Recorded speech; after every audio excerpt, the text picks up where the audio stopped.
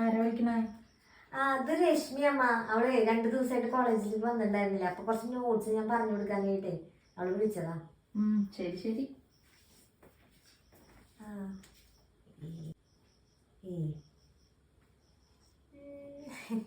ഇല്ല.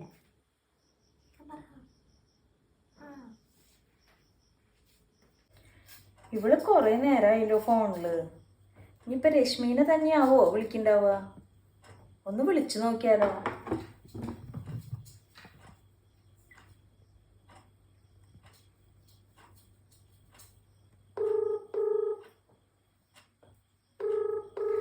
റിങ് ചെയ്യണ്ടല്ലോ.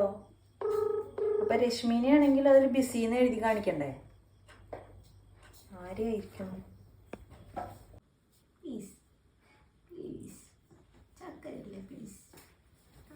കഴിഞ്ഞില്ലേ നിന്റെ ഫോൺ വിളി?